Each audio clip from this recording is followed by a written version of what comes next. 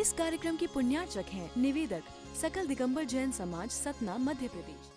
ओम नमः सिद्धेभ्यः। ओम नमः सिद्धेभ्यः। ओम नमः सिद्धेभ्यः।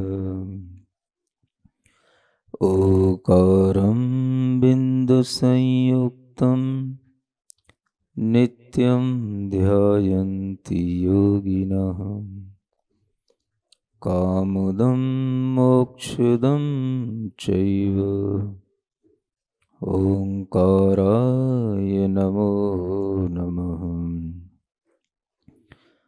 अरहमित्यक्षरं ब्रह्म वाचकं परमेष्ठिनः। सिद्धचक्रस्य सद्बीजम् सर्वतः प्रणमाम्यहम्।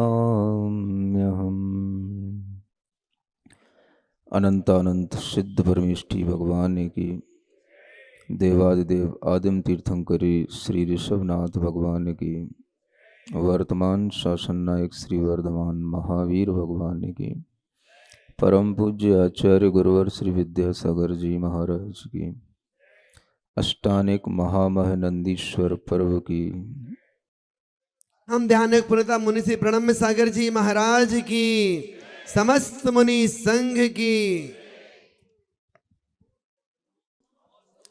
आप सभी का आज का यह मंगलमय दिन प्रतिदिन की भांति आप निरंतर इस महामह पूजा में उत्तुंग 500 धनुष के जिन बिंबों की, नंदीश्वर द्वीप में स्थित जिनालयों की आराधना में संलग्न हैं। इस पंचम काल में धर्म की प्रभावना के इस महते कार्य में जिन जीवों के ऐसे उत्कृष्ट भाव बनते हैं, वे जीव इस संसार में थोड़े ही होते हैं। संख्या सही मार्ग पर चलने वाले जीवों की हमेशा से थोड़ी रही है। अहिंसा की आराधना करने वाले, भगवान को सत्य रूप में स्वीकार करने वाले लोग हमेशा इस दुनिया में थोड़े रहे हैं। लेकिन वे थोड़े लोग भी अपने आप में बहुत बड़ी शक्ति रखते हैं और उन थोड़े लोगों के माध्यम से भी बहुत इस धरती पर एक शांति का वातावरण, अहिंसा का वातावरण बना रहता है। उन लोगों की भावनाओं के माध्यम से सच्चा धर्म, सच्चे भगवान की आराधना करने का मनोभाव भी लोगों में सहज बना रहता है। जो धर्म सच्चा होता है, वह धर्म हमेशा जीवों को सुख देता है और जीव जब उसकी शरण में आते हैं तो उन्हें यह सोचना भी नहीं पड़ता कि उन्हें क्या मिल रहा है, क्योंकि सुख कोई ऐसी वस्तु नहीं है जो हमें हाथ में लेकर के कहीं दिखानी पड़े, समझ में आए। सुख कोई ऐसी भौतिक वस्तु नहीं है कि जिसको हम कहीं से परचेज कर सकें। सुख कोई ऐसी वस्तु नहीं है जिसको हम किसी को गिफ्ट दे सकें। ये एक ऐसी अनुभूति है जो उस जीव को अपने अंदर होती है और यह अनुभूति जब उसे इस रूप में होती है कि मुझे कुछ अपूर्व मिल रहा है, तो यह अपूर्वता की अनुभूति ही उस जीव को एक अंतरंग में जो शांति और सुख का वातावरण निर्मित करती है, इसी से उस जीव के अंदर क्लेश दूर होते हैं। संसार की अनेक कर्म बंधों की प्रक्रिया से उत्पन्न हुआ जो ताप है वह दूर होता है, और उसी के माध्यम से उस जीव के अंदर ये भाव आता है कि मुझे कुछ अनुभव हो रहा है, कुछ भीतर से मिल रहा है। और वो क्या मिल रहा है तो वह कुछ कह भी नहीं पाता। अब कहने को तो तब हो जब कोई उस चीज का दर्शन हो। जिस चीज का दर्शन होता है उसका कोई नाम होता है, जिसका कोई दर्शन नहीं होता उसका कोई नाम भी नहीं होता। दुनिया की कोई भी चीज है, अगर कोई वस्तु है दिखाई दे रही है तो उसका कोई नाम होगा। नाम होगा तो हम उसे उस नाम से, उस संकेत से अपने पास बुला पाएंगे, उसको हम ले पाएंगे, दे पाएंगे, जो उसका एक्सचेंज करना है वो हम कर पाएंगे। अब उसे भीतर से जब कुछ अनुभूति होती है तो वह उसका कुछ नाम ही नहीं समझ में आ पाता। अब कुछ नाम है तो क्या कहे, अरे भाई सुख है तो सुख तो सभी को है, शांति है तो शांति सभी को है। अब ये सुख और शांति ये नाम भी इतने कॉमन हो गए कि उसके लिए ये सुख और शांति में भी कोई बड़ी चीज दिखाई नहीं देती। अगर आप किसी से कहो कि भाई हमें वहां पूजन में बैठने से सुख मिलता है, शांति मिलती है, तो आदमी कहेगा हमें घर में बैठने से सुख शांति मिलती है। तुम इतना कष्ट उठा करके सुख शांति ले रहे हो, हम घर में बैठ के सुख शांति ले रहे हैं।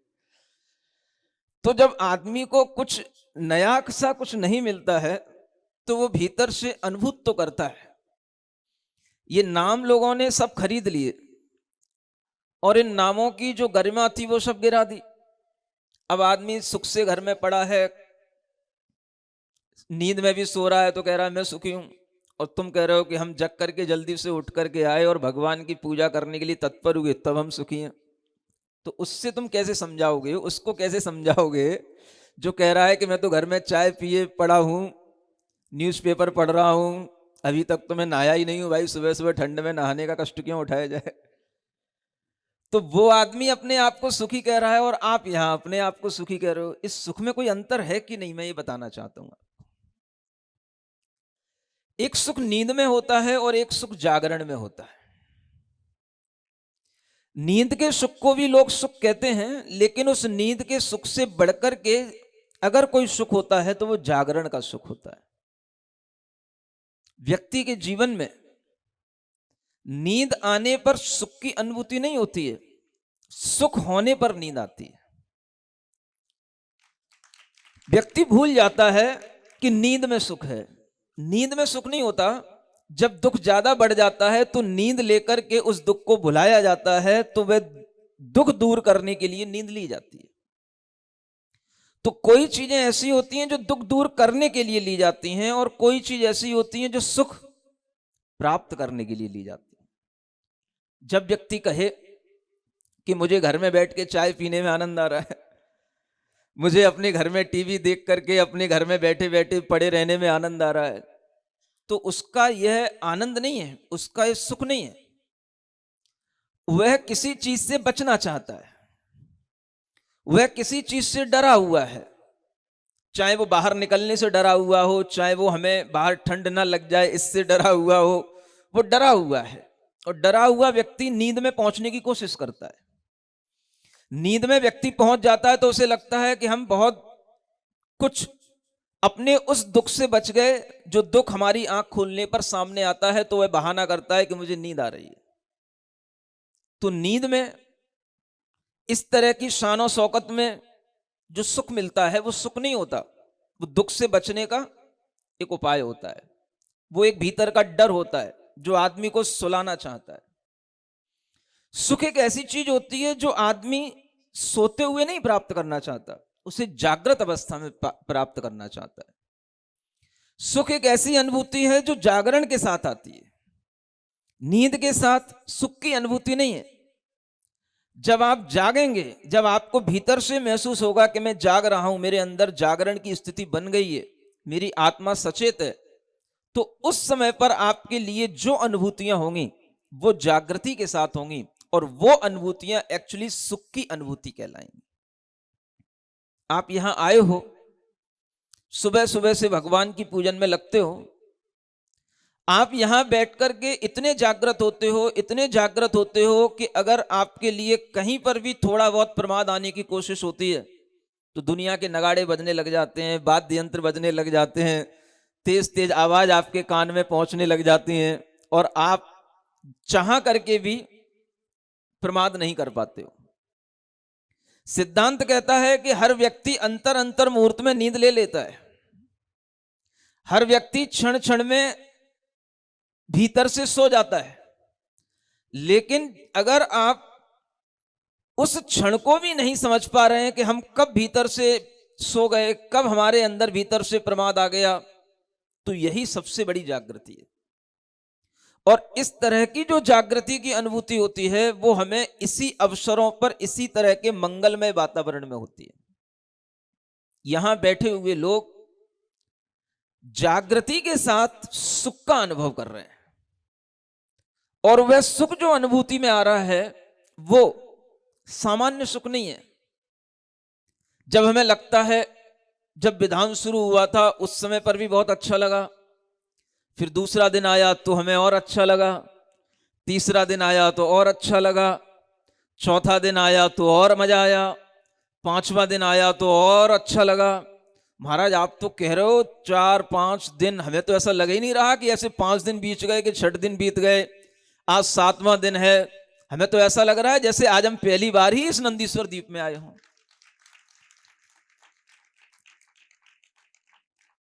अब 5वां दिन बीत गया तो और अच्छा लगा, और छठा दिन तो छठा हुआ था ही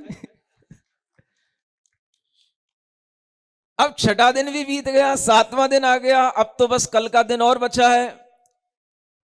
फिर वही घर, वही दुकान, वही काम। अब हमारे लिए ये जो अनुभूतियां हो रही हैं, ये हर समय पर हमें नई नई अनुभूतियां हो रही हैं, हर दिन हमें नया नया अनुभव आ रहा है, नया नया सुख मिल रहा है। तो आचार्य कहते हैं इस सुख का नाम है अपूर्व अपूर्व सुख की प्राप्ति। क्या बोलते हैं इसको? अपूर्व सुख। अपूर्व का मतलब जो पहले नहीं था। सिद्ध भगवंतों को भी हमेशा एक समान स्थिति में रहते हुए भी अपूर्व सुख का अनुभव होता है। ज्ञान का यह एक नेचर होता है कि ज्ञान हमेशा अपूर्व अपूर्व भाव में रहता है। जब आप जागृत होंगे तो ज्ञान आपके साथ होगा, जब आप नींद में होंगे ज्ञान आपके साथ नहीं होगा। बस आप दुख से बचे होंगे। नींद में आदमी के पास में ज्ञान नहीं होता है, नींद में ज्ञान भी उसके साथ में सुप्त हो जाता है। जब आपके पास में ज्ञान ही नहीं, जब आपकी जागरण की अवस्था ही नहीं, जब आप बिल्कुल अपने आप को सावधान करके बैठे ही नहीं, जब आप बिल्कुल सचेत होकर के अपने भीतर कुछ सुनने समझने की दशा में ही नहीं, तो आपका जब तक ज्ञान जागृत नहीं तब तक आपको सुख की कोई अनुभूति वास्तविक हो नहीं सकती। तो आचार्य कहते हैं कि ज्ञान को भी और सुख को भी जागृत रखो। ज्ञान जागृत रहेगा तो सुख आपको अपूर्व अपूर्व अनुभव में आएगा। जीवन का विकास कभी भी एक जीवन में पूर्ण नहीं हो सकता है। जब व्यक्ति अपने अंदर यह देखता है कि मैं अपूर्ण हूं और मुझे पूर्णता की ओर जाना है, तो वह विकास की प्रक्रिया में लगता है। और जब जीवन में विकास महसूस होता है तो समझना चाहिए इसी का नाम है प्रोग्रेस। विकास जब व्यक्ति के अंदर आता है कि हां, कल जो था उससे बढ़कर के हमारे पास आज है, आज जो है उससे अच्छा हमारे पास कल फिर होगा, इस तरह का व्यक्ति के अंदर जब भाव रहता है तो वही भाव उसकी वास्तविक इनर प्रोग्रेस कहलाती है। और इस तरह की प्रोग्रेस में जो उसको भीतर से एक ब्लिसफुल फीलिंग मिलती है, उसी को आचार्य कहते हैं अपूर्व सुख। वो अपूर्व जागरण और अपूर्व ज्ञान के साथ होता है।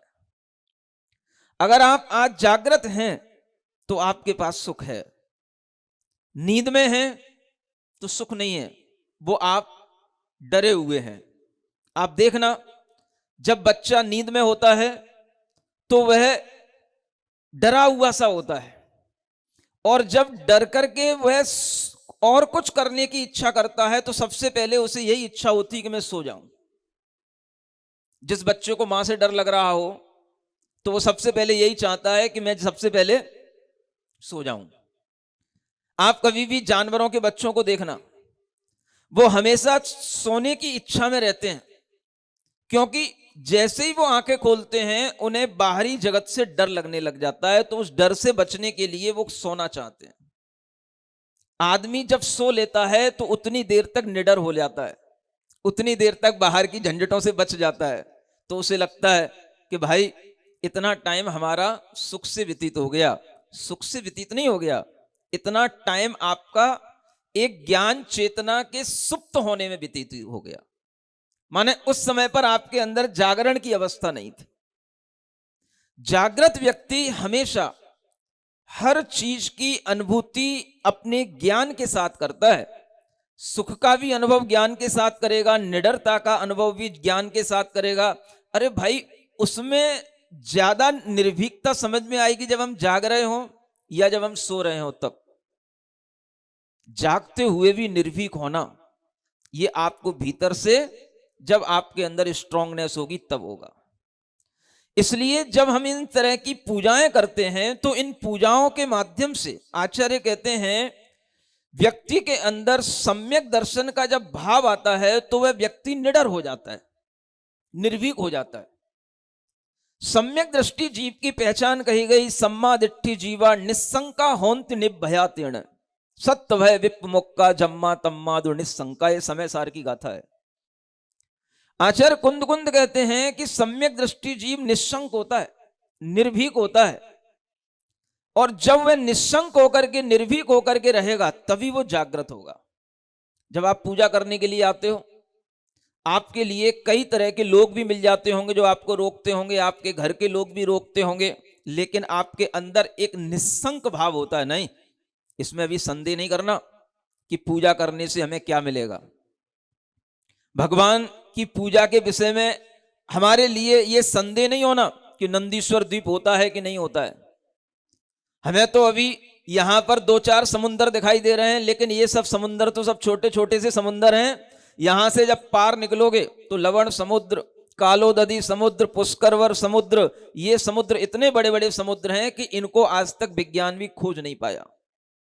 और इन समुद्रों के पार कितने समुद्र पार? 7 समुद्र पार में, बोलो अरे तुम्हें मैं कहां ले जा रहा हूं? 7 समुद्र पार। आज तक तुम कभी 7 समुद्र पार गए नहीं, बस गाने सुनते रहे 7 समुद्र पार में। अब तुम्हें पीछे पीछे गया 7 समुद्र पार। इतने सारे लोगों को एक साथ ले जाने के लिए अगर कोई जहाज है तो यही सबसे बड़ा धर्म का जहाज है, जो इतने सारे लोगों को 7 समुद्र पार ले जा सकता है। 7 समुद्र पार करके ही तो 8वां द्वीप आएगा, नंदीश्वर द्वीप। आप सोचते क्यों नहीं कुछ?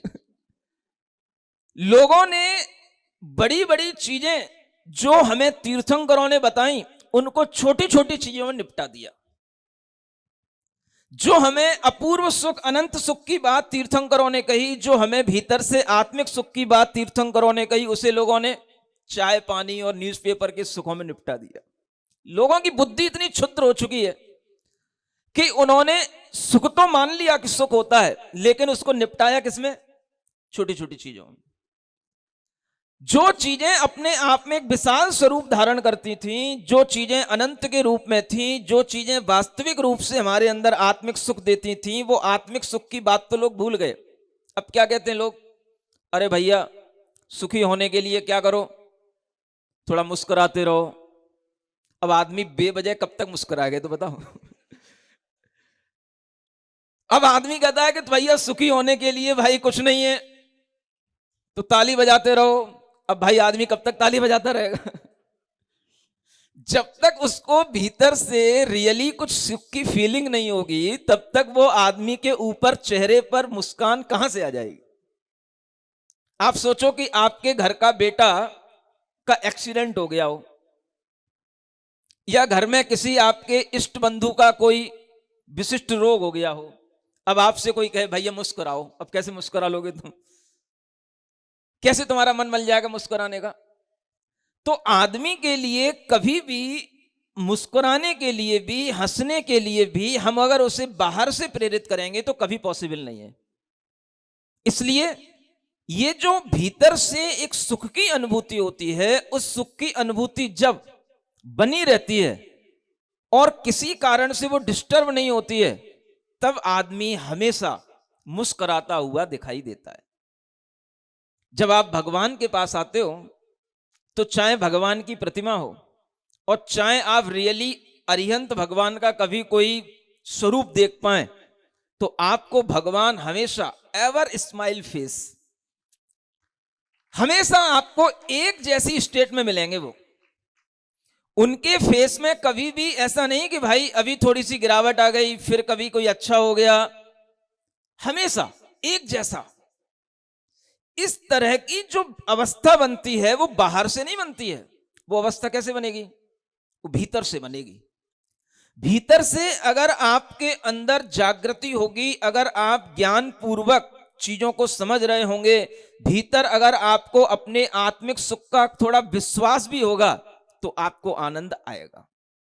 और वो आनंद कैसा होगा भाई, कह नहीं सकते। अगर कह नहीं सकते हैं तो उसके लिए बस इतना ही शब्द है, अपूर्व आनंद आ रहा है। कैसा आनंद आ रहा है? अपूर्व आनंद आ रहा है। अब कोई कहे भाई तुमको भी, हमको भी आनंद आ रहा है, भाई तुमको होता होगा, लेकिन मुझे जो आ रहा है वो अपूर्व आ रहा है। अपूर्व माने जिसको पहले मैंने कभी चखा नहीं, जिसको पहले मैंने कभी अपने अनुभव में लाया नहीं, ऐसा मुझे अपूर्व आनंद आ रहा। अब तुम्हारी तुम जानो। तुम्हें चाय पीने में और कॉफी पीने में और तुम्हें घर में बेड पर पड़े रहने में आनंद आ रहा है, तो मैं समझ रहा हूं ये तुम्हारा सब नींद है, ये तुम्हारी मूर्छा है, इसमें तुम्हें कोई जागरण नहीं है। जागृति के साथ में जब व्यक्ति सचेत होकर के भीतर से ज्ञान के साथ में जो अनुभूति करता है वह सुख की अनुभूति होती है। और इस तरह की अनुभूतियां केवल हमें इस प्रकार के विधान, पूजा, बड़े बड़े आयोजन करने पर ही गृहस्थों के लिए ये अनुभूतियां हो सकती हैं, और कोई कारण नहीं का। साधुओं की अनुभूतियां अलग होती हैं, वो ध्यान में होती हैं, उनके अपने विशुद्धि के भावों में होती हैं, वो अनुभूतियां अलग होती हैं। वो अपूर्व करण परिणाम होते हैं, इस तरह के परिणाम होते हैं कि वह परिणाम भी पहले पहले कभी कभी ना हुए हों। तो हमेशा तीर्थंकरों ने कहा अपूर्व सुख के लिए प्रयास करो। जो सुख पहले तुमने नहीं पाया उसके लिए प्रयास करो, जो ज्ञान पहले तुमने नहीं पाया उसके लिए प्रयास करो। अपूर्वता की ओर बढ़ोगे तो जागृत रहोगे, और वही पुराना पुराना पुराना पुराना घसीटते रहोगे तो धीरे धीरे डेड होते चले जाओगे। समझ आ रहा है? इसलिए आपको हर दिन यहां पर अपूर्व लगा होगा, और मैं कोशिश करता हूं कि मेरे सामने बैठे हुए लोग भी जिंदा लोग रहें। डेड लोगों के साथ मैं ना रहना चाहता हूं, ना मेरे साथ वो रह सकते हैं।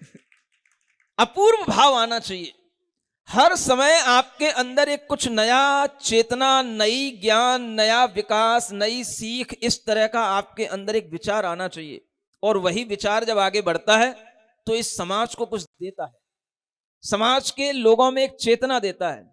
लोग भले ही मरने के उन्मुख हों, मरे से हो रहे हों, लेकिन उनमें भी जान डाल देने का काम अगर कोई करता है तो वह इसी तरह का अपूर्व ज्ञान करता है जो यहां पर दिखाई दे रहा है। अब आप समझो कि लोगों ने क्या कर रखा, हर चीज को लोगों ने अपने छोटी छोटी चीजों में सिमट रखा। सुख जो अनंत के रूप में था वो उनने चाय पानी में निपटा दिया। दुनिया जो बहुत बड़ी थी वो उनने एक छोटी सी गेंद में निपटा दी। वो ग्लोब को घुमाते रहते अपनी टेबल पर रखे हुए, बोली दुनिया घूम रही है, this is the earth, this is the globe. समझ आ रहा है? तो लोगों ने हर चीज को छोटे में निपटा दिया। क्षुद्र लोगों ने अपनी कल्पनाओं से जितना बना पाया बना लिया, जितना देख पाया देख लिया, जितना उन्होंने खोज पाया खोज लिया, लेकिन संपूर्णता में अभी पहुंचे नहीं और नहीं पहुंच सकते। संपूर्णता में वो पहुंचेगा जिसने इस ज्ञान में संपूर्णता हासिल कर ली हो।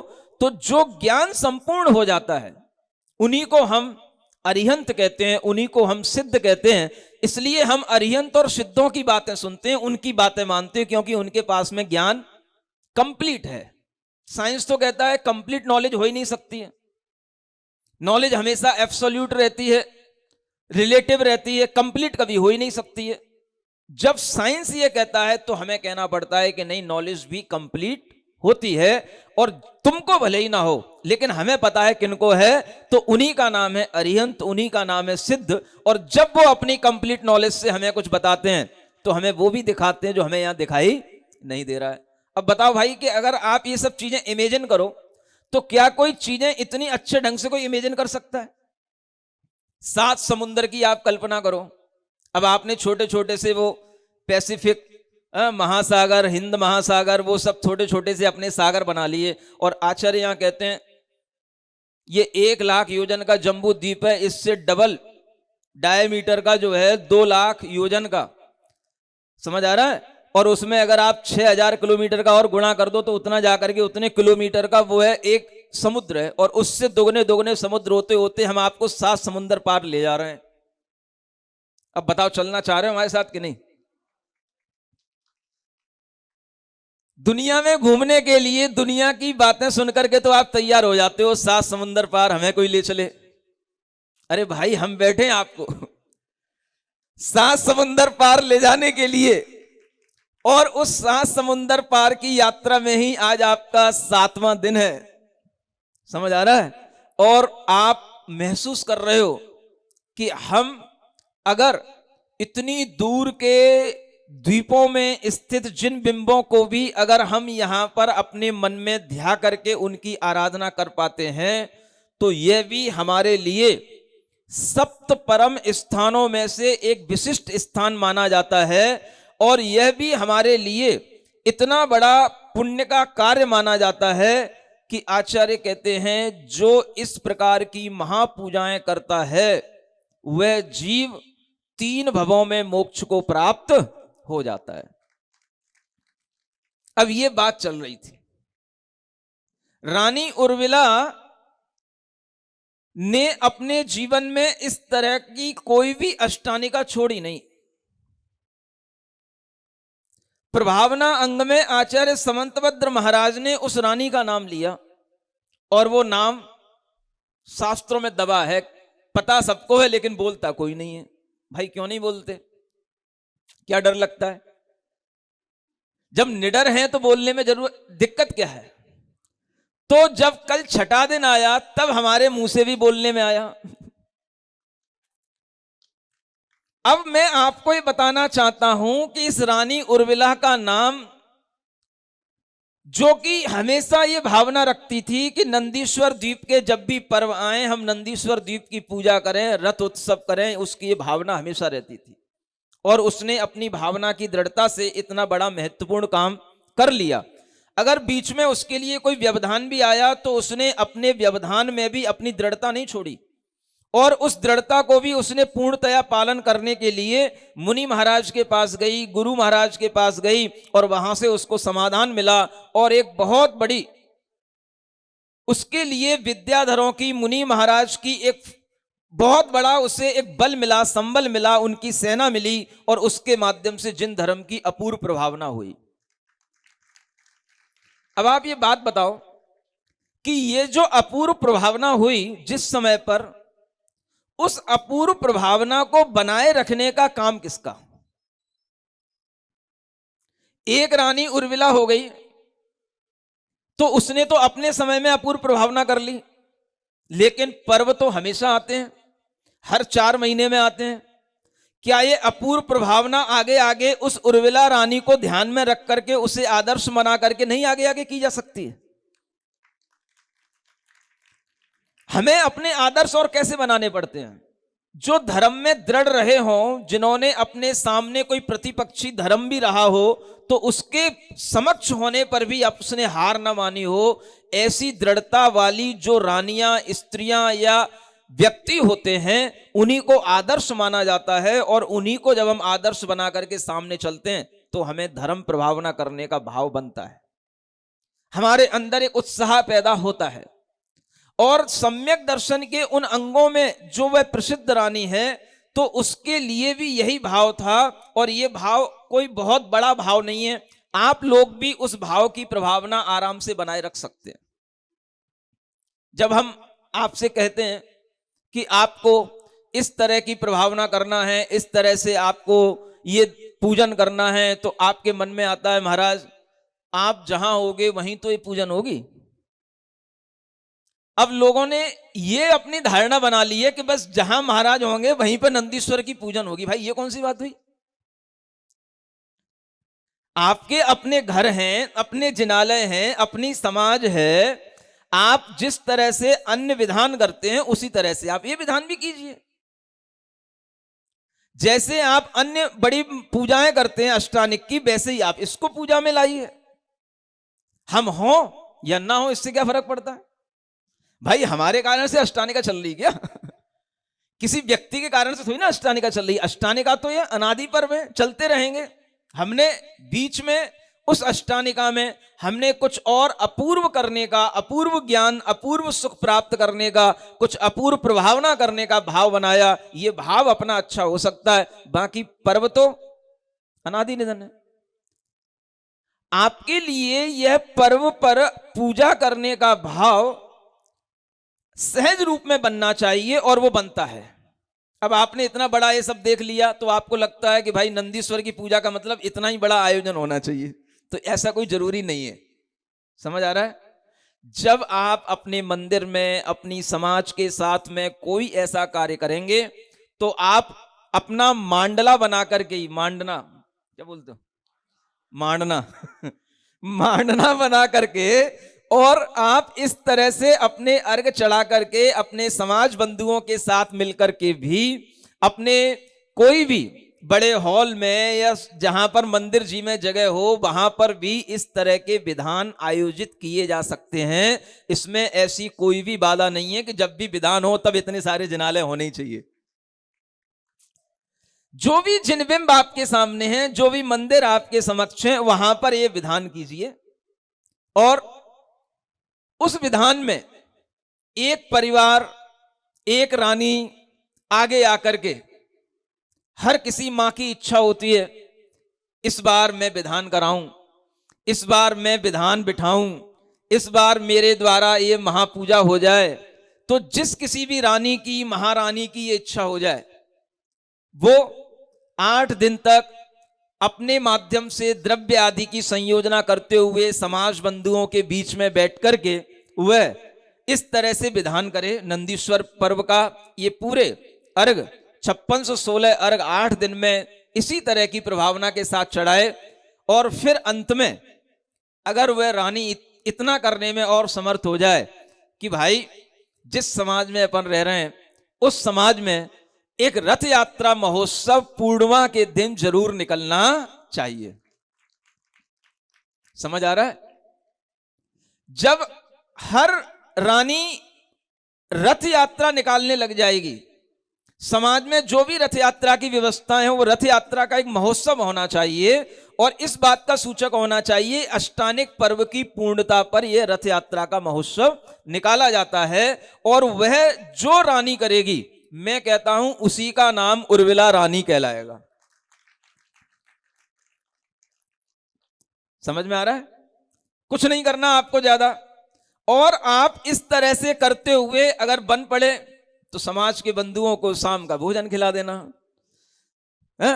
कुछ बांटना हो तो कुछ बांट देना, जो आप करते रहते हो।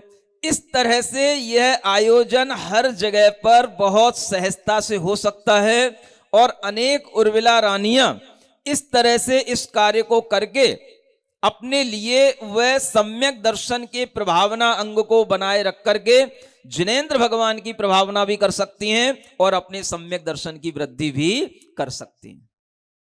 इसमें कोई बाधा नहीं है और ये काम बहुत अच्छे से हो सकता है। आप सबके मन में ये आना चाहिए कि हमें इस तरह से यह प्रभावना का काम अपने परिवार के द्वारा करना है। ये मेरी मां के माध्यम से ये होगा, ये हो रहा है।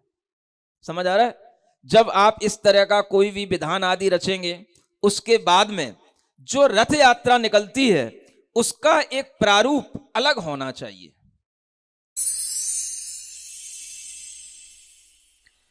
सिरिजिणवाणी जग कल्याणी जग जन मदतम मोहरी जणमण हारी गढ़हर हारी जम जरा भव रोग हरि तिथ्य राणम दिव्य झुणिम जो पड़ई सुणई मय्ये धारई राणम सौख मणंतम धर्य सासद मोक्ष पदम पावई सासद मोक्ष पदम पावई।